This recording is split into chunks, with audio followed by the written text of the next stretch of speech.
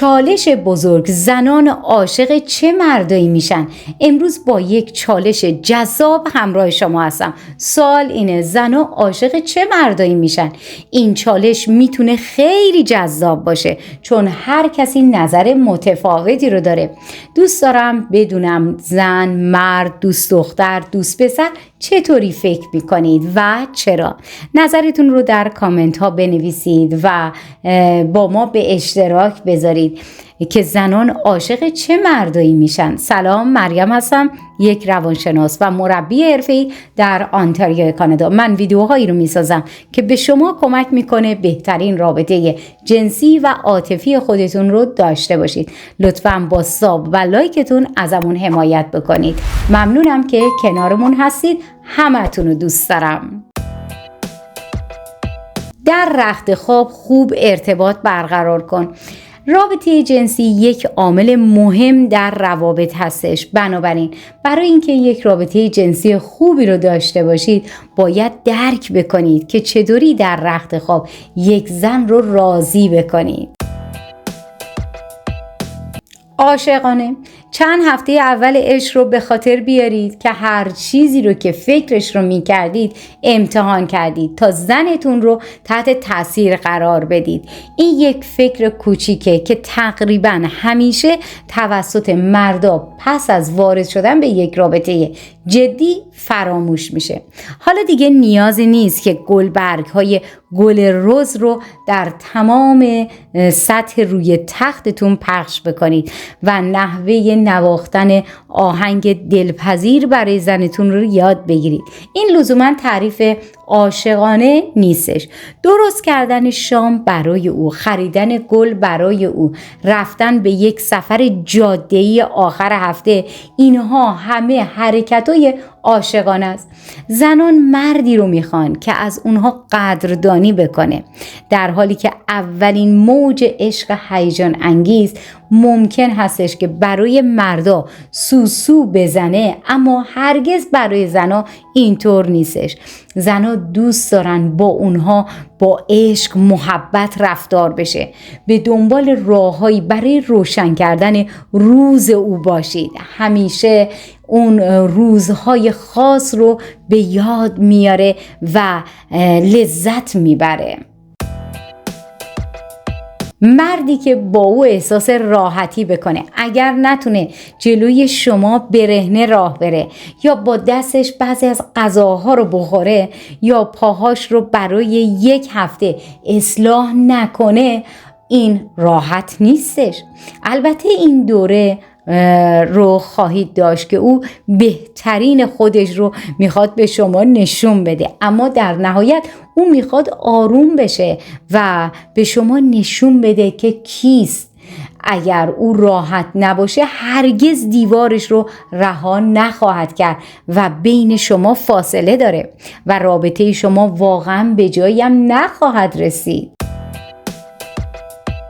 اعتماد به نفس: به معنای واقعی کلمه هیچ چیز جذابتر از مردی نیستش که اعتماد به نفس داشته باشه.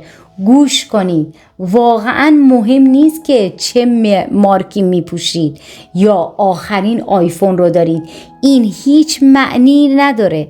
اعتماد به نفس از درون هستش و از احترام به اون نشأت میگیره. مردی که اعتماد به نفس داره به شدت سکسی هستش.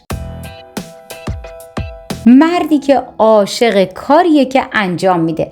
زنان میخوان با کسی باشن که به کاری که انجام میده افتخار بکنن و از اون لذت میبره. لازم نیستش که مدیر عامل یک شرکت هم باشی.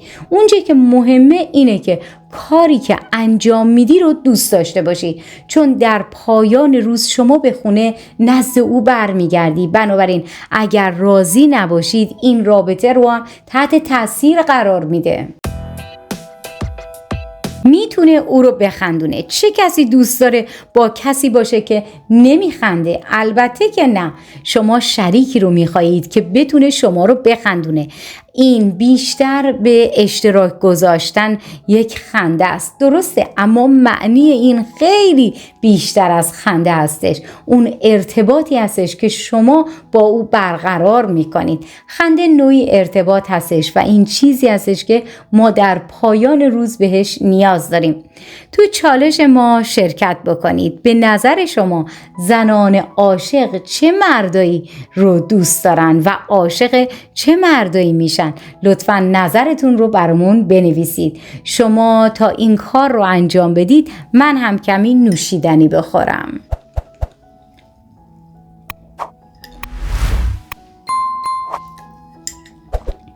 ممنونم عزیزای من، با من همراه بشید. زنان دوست دارن مورد حسادت قرار بگیرن. اگر بتونید کاری کنید که دوست دختر یا همسرتون احساس بهتری نسبت به سایر زنان اطراف داشته باشه، او سپاسگزار خواهد بود و هر روز بیشتر عاشق شما میشه. همه ما روابط خودمون رو بر اساسی میبندیم و استوار میکنیم، اما به جای اینکه منتظر بمونید تا شخص دیگه‌ای بهترین عنوان دوست پسر رو برای او کسب بکنه، پیش قدم بشو. زن شما دوست داره در محل کارش غافلگیر بشه، پس او رو دعوت بکن به یک شام و زنگ بزن یا او رو به یک تعطیلات دعوت بکن. البته این کاری هستش که همه زنها دوست دارن کسی که عاشقشونه انجام بده.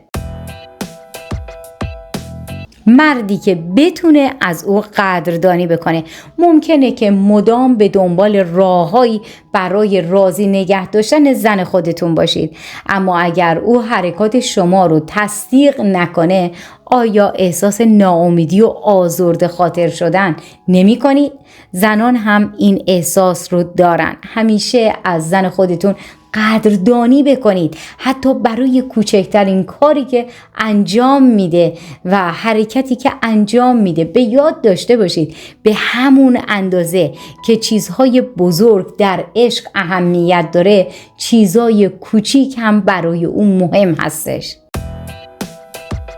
مردی باشید که به او افتخار میکنه.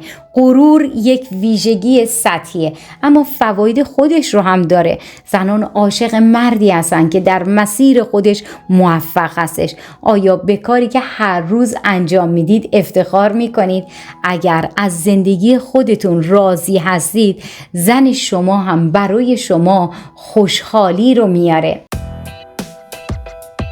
مردی که به او احساس خوششانسی رو میده. زنان مردی رو میخوان که ظاهر زیبا داشته باشه و لباس خوبی رو بپوشه. مردی باشید که زن شما خوشحال باشه که شما رو به دوستاش یا مردای دیگه نشون بده. مردی که خانواده و دوستانش او رو دوست دارن.